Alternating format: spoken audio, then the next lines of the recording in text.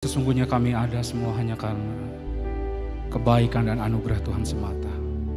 Karena itu Tuhan, hari ini Tuhan, di waktu yang baik ini, teduhkanlah hati kami Tuhan.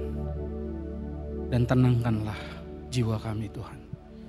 Agar sekali lagi dengan terang benderang, Roh Kudus boleh berbicara seluas-luasnya bagi kami. Karena itu ya Bapa, tolonglah kami hari ini.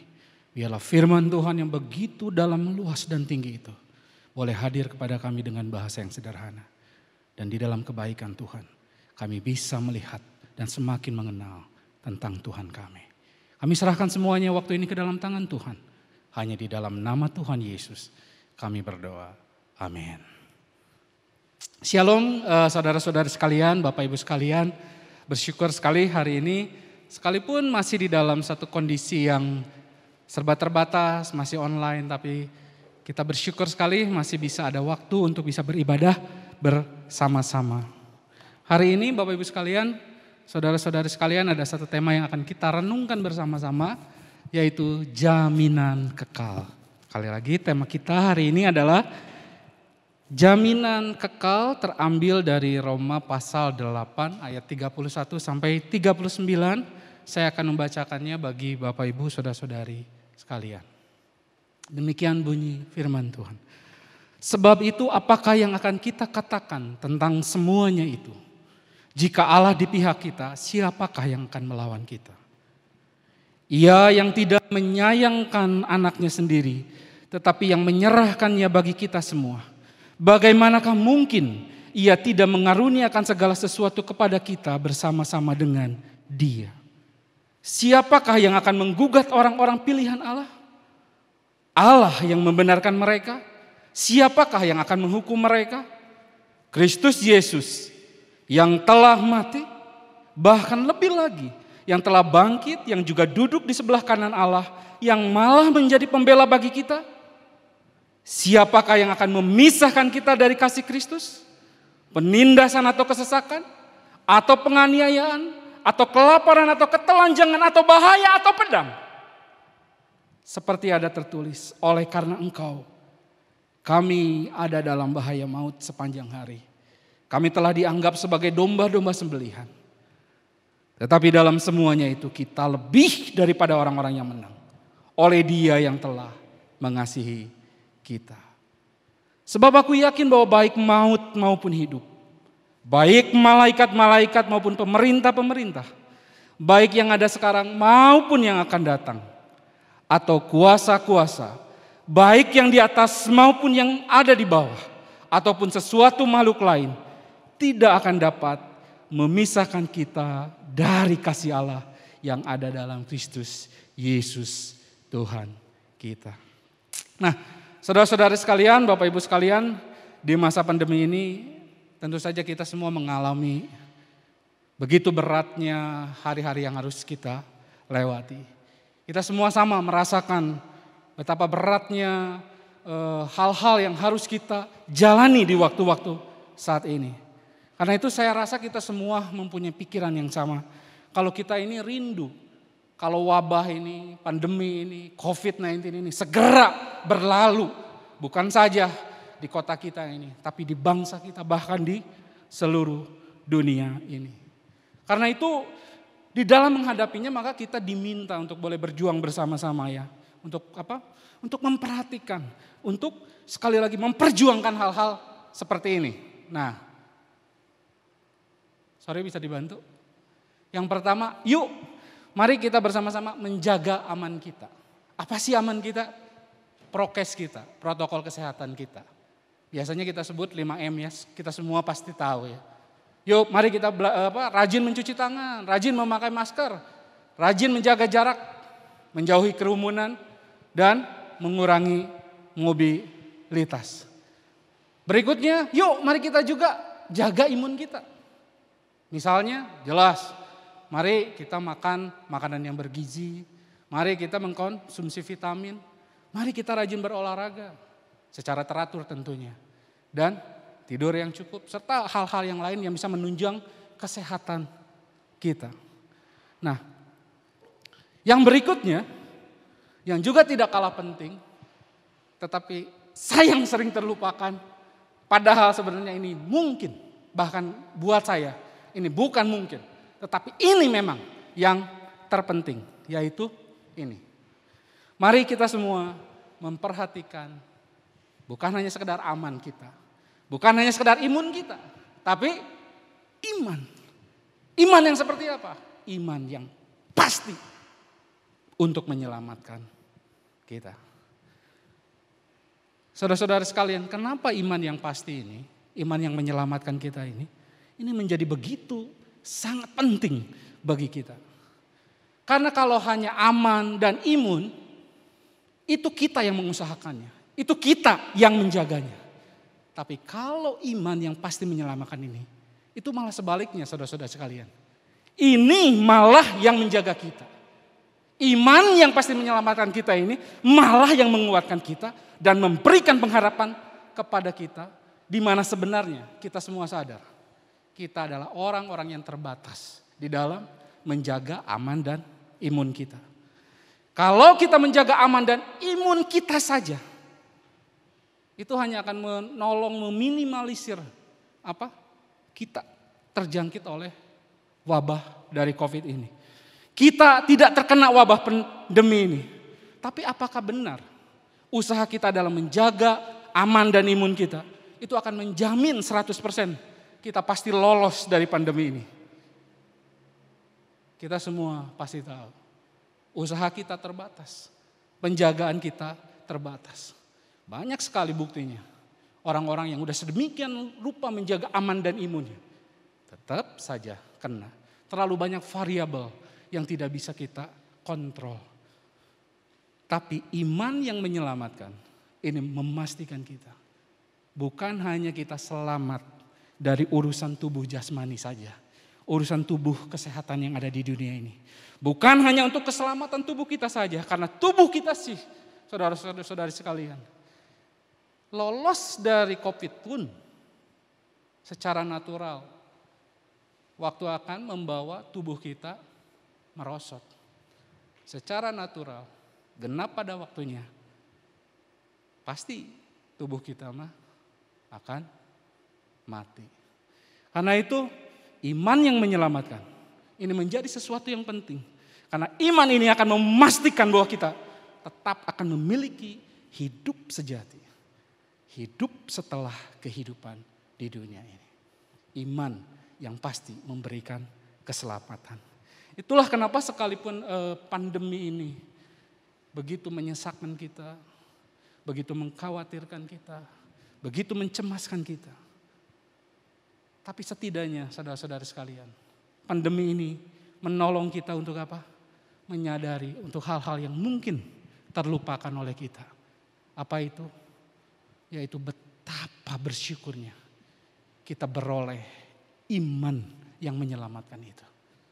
Pandemi menyusahkan kita, tapi setidaknya kita boleh melihat hal-hal yang lain yang menyadarkan kita, iya ya.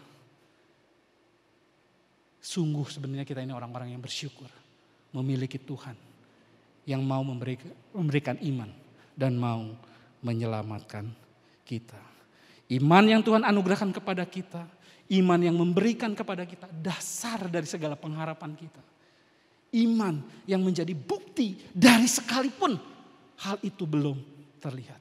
Yaitu jaminan keselamatan kita yang pasti. Nah pertanyaannya saudara-saudari sekalian, apa sih dasarnya jaminan keselamatan itu pasti? Dari tadi bicara soal jaminan yang pasti, keselamatan yang pasti. Apa dasarnya bahwa kita, jaminan keselamatan kita itu pasti, benar adanya. Nah Paulus di ayat 31 mengatakan demikian kepada kita. Sebab itu, apakah yang akan kita katakan tentang semuanya itu? Jika Allah di pihak kita, siapakah yang akan melawan kita? Apa yang menjadi dasar kalau jaminan keselamatan kita itu pasti? Paulus menjawab dengan jelas dan pasti juga, yaitu karena yang dicetak tulisan itu tebal. Jika Allah di pihak kita. Apa sih maksudnya jika Allah di pihak kita ini? Nah saudara-saudara sekalian, kalau kita melihatnya tidak hanya dari terjemahan bahasa Indonesia Alkitab kita, bahkan kalau kita melihat bahasa aslinya, ataupun paling enggak bahasa Inggris, misalkan NIV, saya tuliskan di bawah di sana, ternyata kalimat Allah di pihak kita, itu diterjemahkannya if God is for us. Artinya apa? Bukan hanya sekedar jika Allah di pihak kita, tapi jika Allah untuk kita. Lihat ya, bukan hanya di pihak kita, tapi Allah itu untuk kita. Dan ini terjemahan yang memang lebih tepat.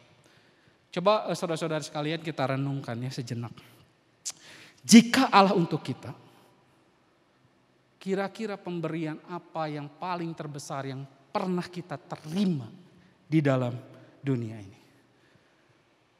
Maka saya yakin di dalam proses kedewasaan rohani kita menyadari bahwa yang terbesar yang kita terima di dalam hidup ini, tentu saja bukan berkat-berkat Tuhan yang sifatnya bisa usang, bisa habis, bisa hilang.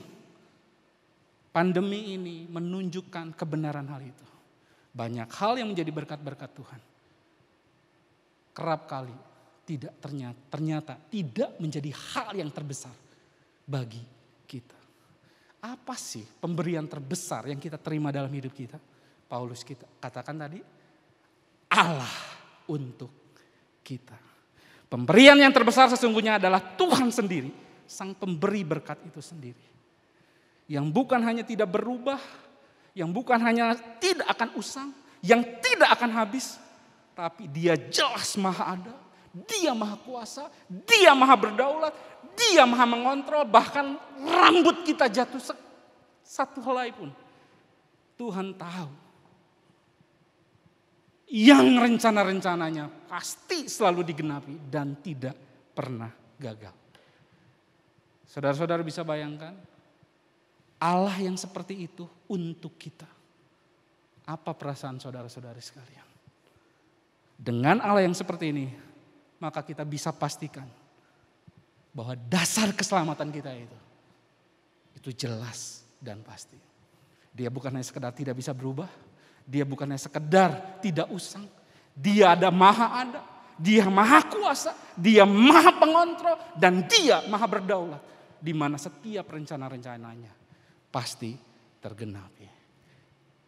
Inilah yang menjadi dasar keselamatan kita, pasti. Karena Allah yang seperti itu untuk kita. Nah, namun demikian harus diingat pula ketika Allah untuk kita, itu bukan berarti bahwa hidup kita itu langsung otomatis lancar. Otomatis semuanya jadi gampang-gampang saja. Otomatis kita nggak perlu divaksin lagi karena merasa kebal oleh COVID. Tentu saja itu pemahaman yang keliru. Coba kalau kita perhatikan kalimat lanjutannya. Jika Allah adalah untuk kita. Di sana berikutnya apa?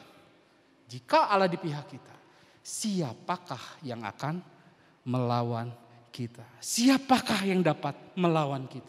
Itu menunjukkan kepada kita bahwa bukan berarti kalau Allah untuk kita, itu tidak ada yang melawan kita.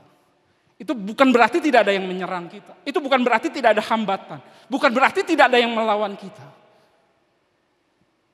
Siapakah yang akan melawan kita? Itu malah menunjukkan sebaliknya. Mungkin ada yang akan melawan kita. Mungkin akan ada yang menyerang kita. Mungkin akan ada yang menghambat kita. Tapi di dalam Tuhan yang seperti ini, Tuhan untuk kita yang kita yakini seperti tadi.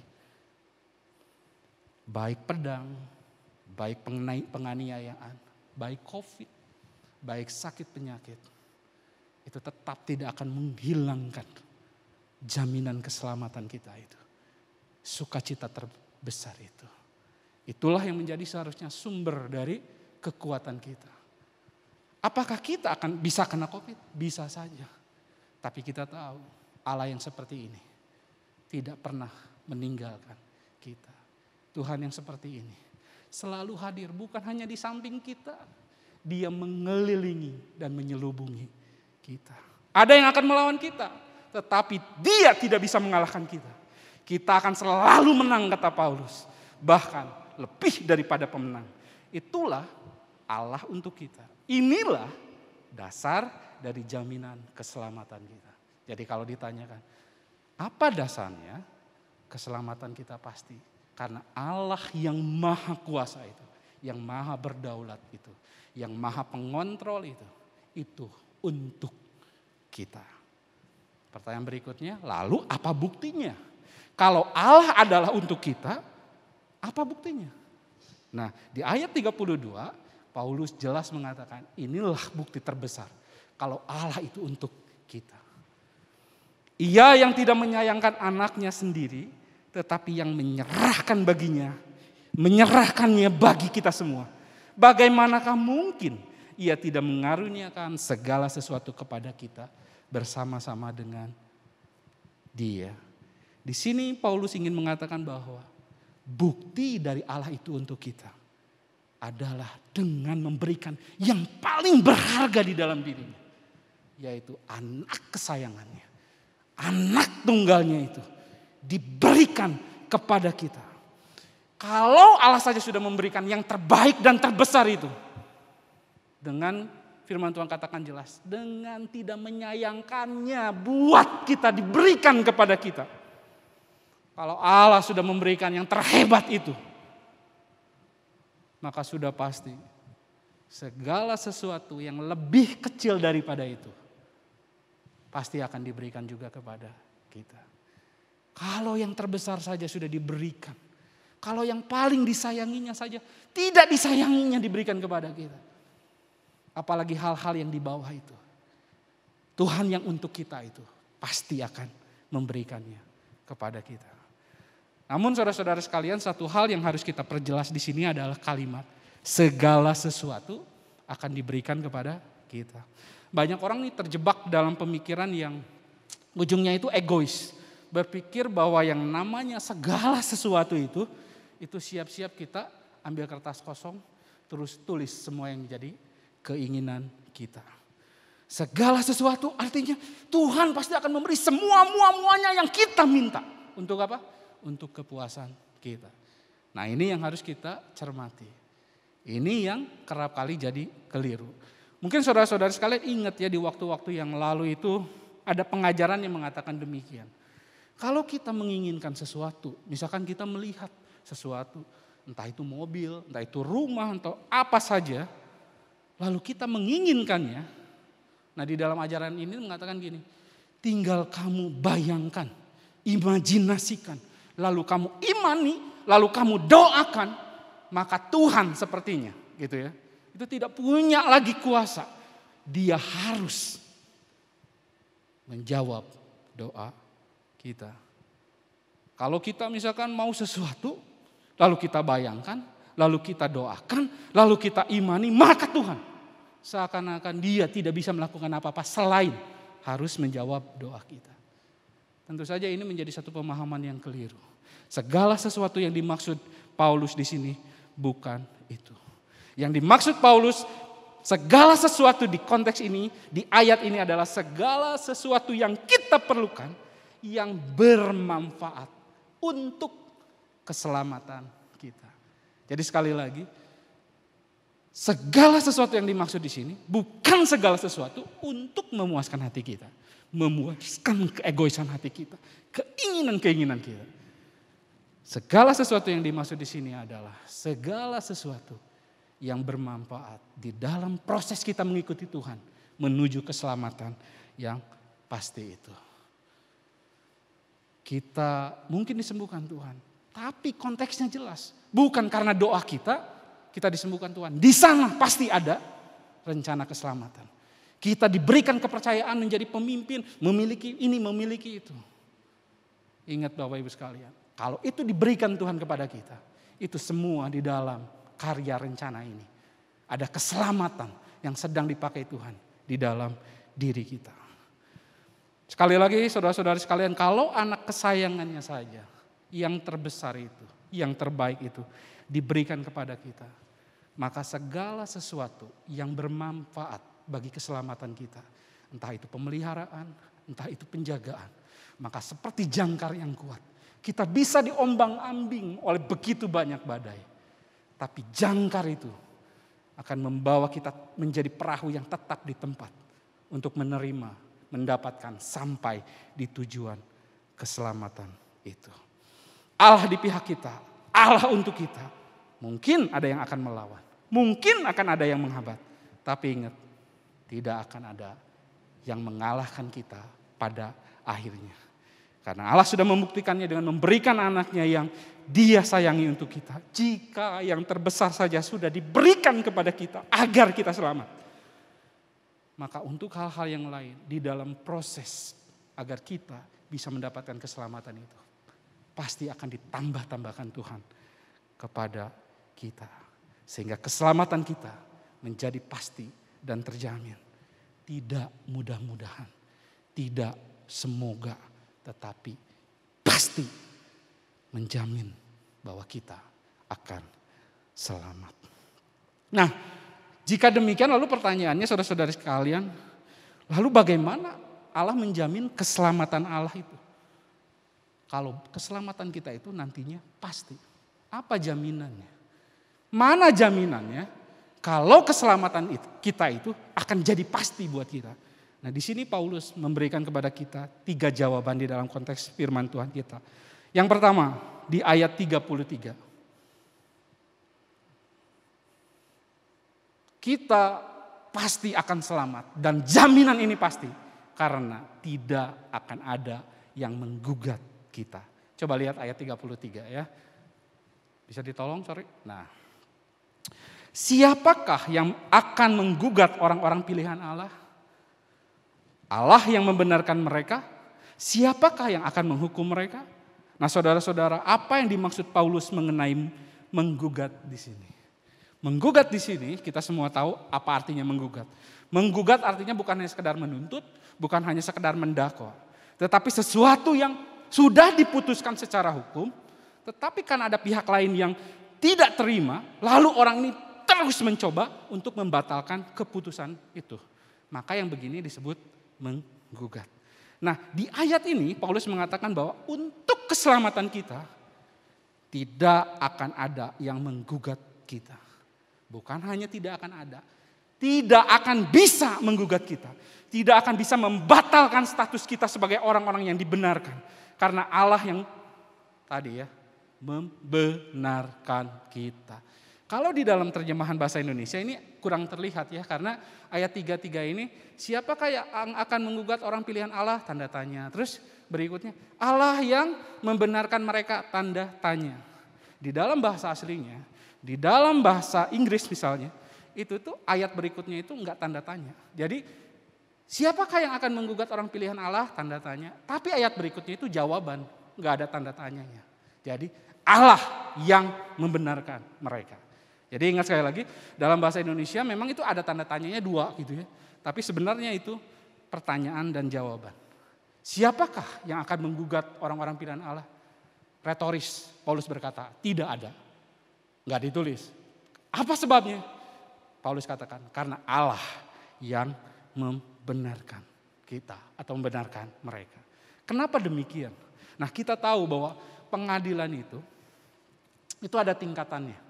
Misalkan kita kalah di pengadilan daerah, kita bisa naik banding terus gitu ya ke pengadilan yang lebih tinggi. Misalkan kalau di Indonesia pengadilan yang lebih tinggi itu Mahkamah Agung. Kalau urusan perundang-undangan, Mahkamah Konstitusi. Nah, di zaman Paulus, yang paling tinggi, yang bisa memutuskan dan tidak bisa lagi digugat, itu adalah Kaisar. Kalau kita rajin membaca Alkitab, kita tahu berapa kali Paulus ini mengalami pengadilan. Dia tidak puas, dia naik banding sampai kepada Kaisar. Nah, kalau Kaisar sudah memutuskan, itu sudah tidak bisa digugat lagi. Jadi saudara-saudara sekalian, ketika Paulus berkata, siapakah yang akan menggugat orang pilihan Allah? Allah yang membenarkan mereka. Di sini Paulus memakai konsep yang tadi, pola pikir yang seperti tadi, yaitu berkata apa? Bahwa Allah itu adalah yang terpuncak, di mana pengambil keputusan yang tidak bisa digugat lagi. Allah itu adalah hakim yang teragung itu. Mungkin kalau kita ingat kisah Abraham ketika Tuhan mau menghancurkan Sodom dan Gomora, di sana Abraham berkata demikian ya. Di Kejadian 18 ayat 25. Jauhlah kiranya daripadamu untuk berbuat demikian. Membunuh orang benar bersama-sama dengan orang fasik. Sehingga orang benar itu seolah-olah sama dengan orang fasik. Jauhlah kiranya yang demikian daripadamu. Nah ini ya. Masakan hakim segenap bumi tidak menghukum dengan adil. Apa yang dipercaya Abraham ini yang dipercaya oleh Paulus. Kalau Allah itu hakim segenap bumi. Allah adalah hakim seluruh bumi. Sehingga pada saat Allah mengambil keputusan, ketika Allah membenarkan kita misalkan, maka tidak ada lagi yang bisa menggugat kita. Kalaupun mau menggugat, naik ke pengadilan mana lagi? Karena ini udah hakim yang tertinggi, ini udah hakim yang teragung. Kalau Allah hakim segenap bumi sudah mengambil keputusan bahwa kita dibenarkan, maka sekali lagi tidak ada lagi tempat untuk menggugat keputusan itu. Kita adalah orang-orang yang diputuskan, dibenarkan, trok. Tidak ada lagi yang bisa menggugat. Pernahkah kita bersyukur untuk hal ini? Pernahkah kita menyadari betapa iya ya, tanpa ini bagaimana hidup kita? Dulu sebelum kita menerima Kristus, menerima karya Kristus, kita mah orang yang berdosa, yang seharusnya jelas dihukum, di bawah murkanya Tuhan yang mengerikan itu. Tapi karya korban Kristus yang sempurna di kayu salib, karena kematian Kristus yang kita terima melalui iman itu, Allah yang hakim yang maha agung itu, yang maha tinggi itu memutuskan kita adalah orang-orang yang dibenarkan. Dan pada saat Allah mengatakan kita dibenarkan, maka kita akan tetap berada dalam keadaan dibenarkan itu sampai selama-lamanya. Bukan berarti kita tidak melakukan kesalahan lagi. Bukan berarti tidak kita melakukan dosa lagi. Tapi status dibenarkan itu tidak akan pernah ada yang bisa menggugat lagi. Inilah kenapa pertama bahwa keselamatan kita itu pasti. Karena apa? Karena karya Kristus membuat apapun itu tidak bisa menggugat lagi status kita sebagai orang yang dibenarkan. Nah ini yang pertama. Yang kedua, mengapa keselamatan yang kita miliki ini itu bersifat pasti? Karena yang kedua ini. Karena tidak ada yang menghukum kita lagi. Sekali lagi. Kenapa keselamatan kita bersifat pasti? Karena nggak ada yang menghukum lagi. Mari kita coba lihat ayat 33 bagian B dan 34. Di dalam bahasa aslinya sekali lagi, di dalam bahasa Inggris juga misalkan NIV. 33B itu masuk di 34 ya. Dan seperti tadi, ini itu bentuknya bukan pertanyaan. Di 34 itu pertanyaan gitu ya. Sebenarnya 33B pertanyaan, 34 adalah jawabannya. Jadi dalam bahasa aslinya 34 itu enggak ada tanda tanyanya. Jadi itu jawabannya. Jadi siapakah yang akan menghukum mereka? Kata Paulus. Kenapa kita tidak akan dihukum? Karena Kristus Yesus telah mati. Bahkan lebih lagi telah bangkit. Yang juga duduk di sebelah kanan Allah, yang malah menjadi pembela bagi kita. Jadi sekali lagi strukturnya begini ya, ayat 33 bagian B itu pertanyaannya. Siapa yang akan menghukum kita? Siapa yang menghukum mereka yang percaya kepada Kristus itu? Ayat 34 menjawab, bukan bertanya lagi ya. Kristus Yesus yang telah mati, bahkan yang lebih lagi yang telah bangkit, yang juga duduk di sebelah kanan Allah, yang malah menjadi pembela bagi kita. Ayat 34 ini adalah rangkaian dari kesempurnaan karya Kristus yang membuat kita pada akhirnya tidak akan ada yang menghukum lagi. Sekali lagi, ayat 34 ini adalah karya sempurna Kristus yang membuat kita pada akhirnya tidak akan ada yang menghukum lagi. Kenapa keselamatan kita pasti? Karena tidak ada yang menghukum. Kenapa tidak ada yang menghukum? Karena ada karya Kristus. Karya Kristus yang seperti apa? Ayat 34 katakan, Kristus Yesus yang telah mati, bahkan yang lebih lagi Yesus telah bangkit, Yesus yang duduk di sebelah kanan Allah, dan Yesus yang akan menjadi pembela kita. Bagaimana kesempurnaan karya itu bisa memastikan bahwa kita ini tidak akan dihukum? Mari kita coba lihat satu persatu. Kristus mati untuk kita. Untuk apa Kristus mati? Pertama, semua orang tahu, anak sekolah minggu tahu, Yesus mati untuk menebus dosa kita. Untuk menanggung hukuman dosa kita. Hukuman yang seharusnya kita tanggung. Dia tanggung dengan penuh kerelaan dan ketekunan untuk kita. Untuk apa Yesus mati? Untuk apa karya kematian Kristus? Untuk menanggung dosa kita yang seharusnya ditimpakan kepada kita. Lalu untuk apa Kristus bangkit bagi kita? Untuk apa Yesus bangkit bagi kita? Apakah karya kematiannya nggak cukup? Kematian Kristus untuk menanggung dosa kita. Tapi Kristus bangkit untuk mengalahkan kuasa dosa itu. Ngerti ya beda ya? Yesus mati untuk menanggung dosa kita. Tapi kuasanya dikalahkan maut itu ketika Yesus bangkit. Lalu pertanyaan berikutnya, karya yang berikutnya. Kenapa dan untuk apa Yesus naik ke surga? Ketika Yesus duduk di sebelah kanan Allah Bapa, itu menggambarkan kepada kita, itu menunjukkan kepada kita bahwa otoritas yang sama, yang sederajat itu dimiliki oleh Kristus. Itulah kenapa segala kuasa baik yang ada di surga ataupun yang ada di bumi. Dan segala makhluk yang ada di bawah itu semua. Segala makhluk yang ada di alam semesta itu ada di bawah kaki Yesus. Karena itulah dia berhak untuk mengatakan janji yang luar biasa di ayat-ayat selanjutnya. Yaitu bahwa tidak ada satu makhluk pun, kuasa apapun, otoritas apapun yang ada di surga yang bisa memisahkan kita dari kasih Kristus. Ataupun yang ada di bumi tidak akan pernah bisa memisahkan kita dari Kristus. Kenapa demikian? Karena yang mengucapkan itu adalah pribadi yang otoritasnya paling tinggi. Tidak ada kuasa lain yang tidak berada di bawah kaki Kristus. Ketika dia duduk di sebelah kanan Allah Bapa, berarti dia punya otoritas yang tertinggi atas segala sesuatu. Dan karena itulah maka kita bisa menjadi aman di dalam jaminan janji keselamatannya. Kenapa? Karena yang menjamin sekali lagi pribadi yang memiliki otoritas di atas segala sesuatu.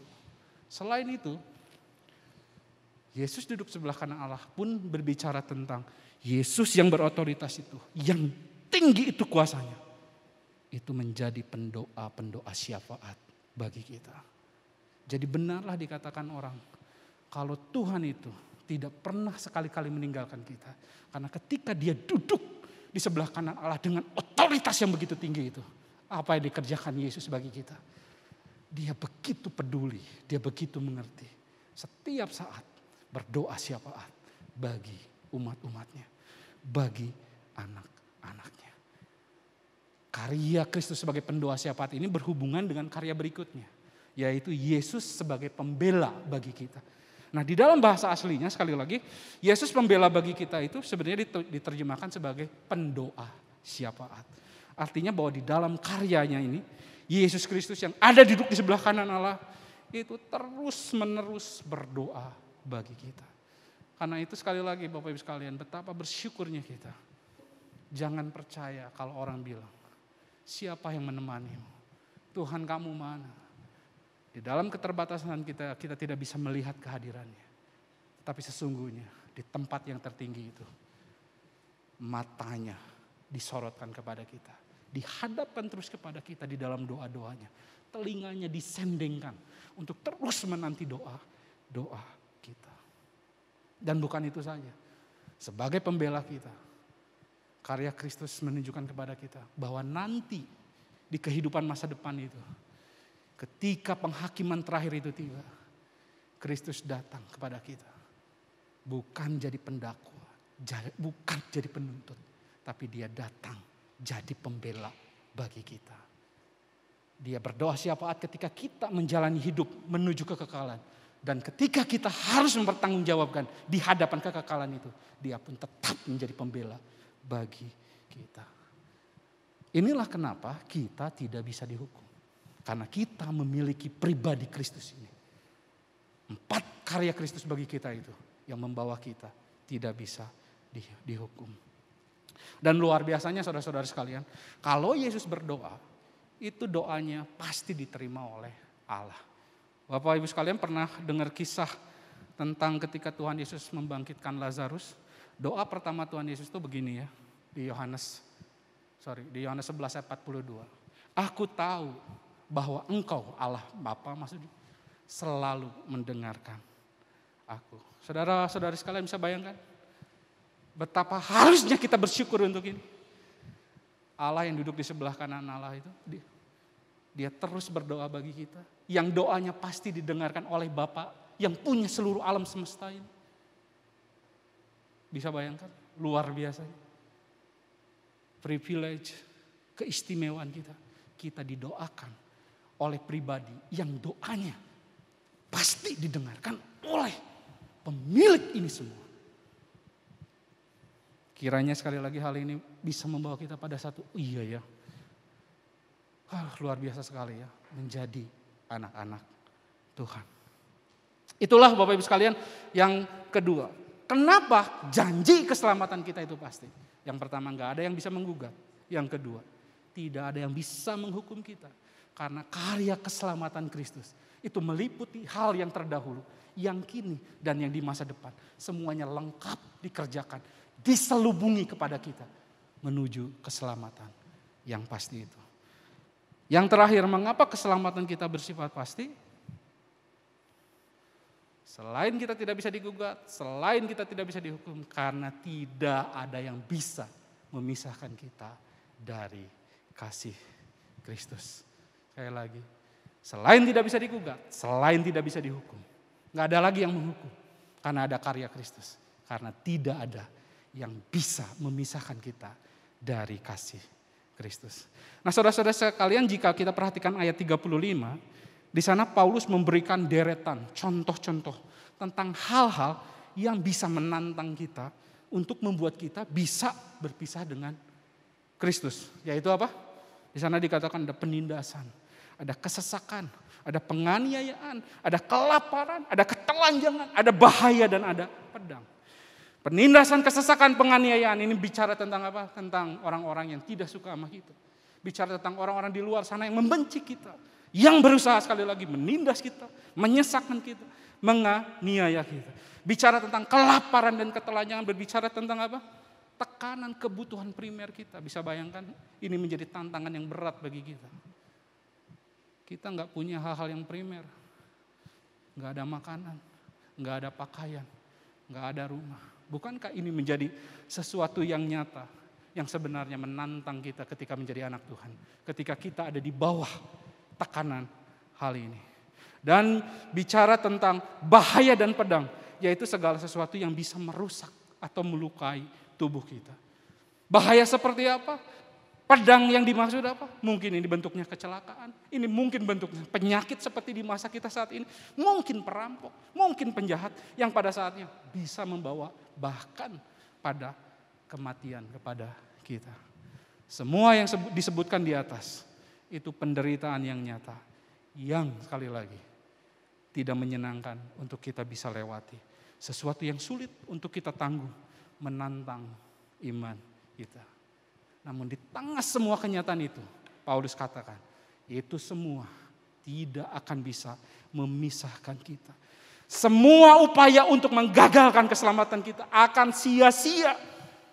Karena tidak ada satupun yang dapat memisahkan kita dari kasih Kristus yang kuat itu.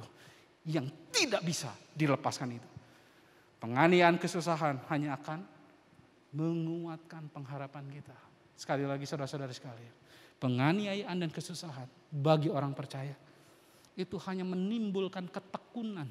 Itu hanya akan menimbulkan kebahagiaan bagi dia. Untuk apa? Membawa dia memiliki otot-otot karakter yang dikuatkan oleh Tuhan. Untuk menjadi orang-orang yang sabar, orang-orang yang tekun, dan orang-orang yang bersyukur.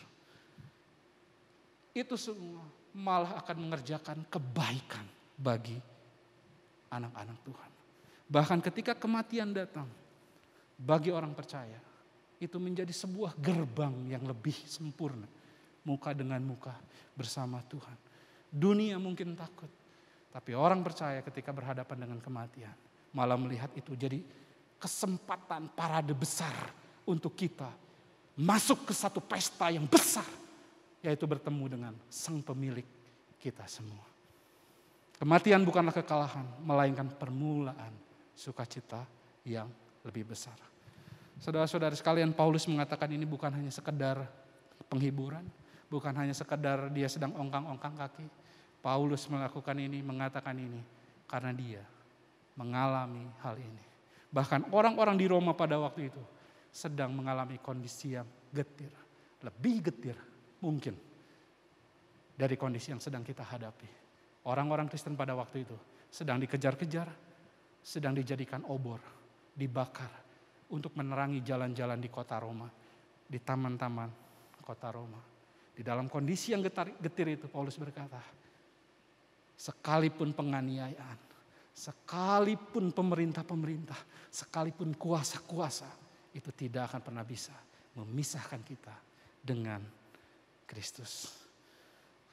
Baik kuasa yang akan datang maupun yang sekarang ada, kuasa yang di atas maupun yang di bawah, sesuatu makhluk lain tidak akan dapat memisahkan kita dari kasih Allah di dalam Kristus Yesus Tuhan kita. Saudara-saudara sekalian, inilah dasar dari pengharapan dan bukti dari hal yang belum kita lihat yang indah itu. Bahwa keselamatan kita pasti, jaminan itu ada karena tali kasih Tuhan itu tidak akan pernah ada yang bisa memisahkannya. Hidup kita memang saat ini begitu berat ya. Ada banyak hal yang mencemaskan kita, mengkhawatirkan kita. Tapi biarlah firman Tuhan ini sekali lagi boleh menolong kita di tengah kegetiran yang ada ini, ketakutan-ketakutan yang ada. Saudara-saudara sekalian, ketika saya mengantar koko saya meninggal karena COVID, jauh di sana, untuk datang pun kita nggak berani.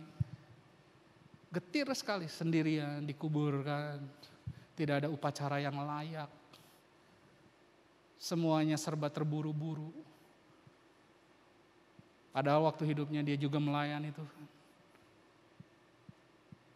COVID tidak memberi waktu yang banyak bagi dia. Pingsan, bawa rumah sakit, langsung meninggal hari itu. Rasanya getir sekali melihat hidup seperti ini.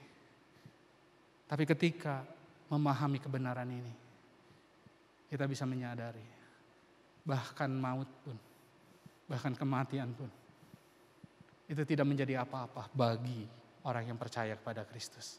Karya Kristus cukup bagi dia memberi sukacita yang besar. Karena bahkan mungkin saat ini, kita saat ini sedang menghadapi banyak hal. Tapi di dalam kepercayaan kita, orang yang mati di dalam Tuhan, saat ini dia ada di dalam kebahagiaan bersama Tuhan. Itulah yang menguatkan kita. Itulah yang menjadi dasar keimanan kita. Banyak hal yang berat kita hadapi. Tapi ketika kita memandang jaminan keselamatan, jaminan yang kekal itu, bukankah yang terbesar itu sudah diberikan kepada kita? Hal-hal yang kecil di bawahnya, itu hanya ditambahkan kepada kita. Bukankah yang terbesar itu sudah menjadi milik kita? Mari Bapak Ibu sekalian, kerjakan aman kita. Kerjakan imun kita. Tapi jangan lupa bersandar pada iman yang menyelamatkan itu. Mari kita berdoa.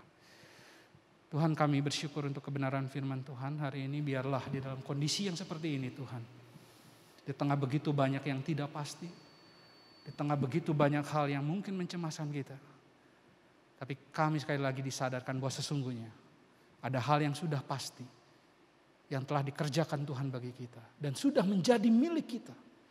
Biarlah ini menjadi kekuatan bagi kita di tengah segala kondisi ini, bahwa sesungguhnya hal terbesar itu sudah menjadi milik kita.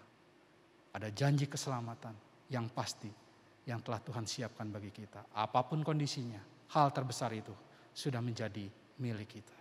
Keselamatan kita sudah dijamin di dalam karya keselamatan Kristus Tuhan kita.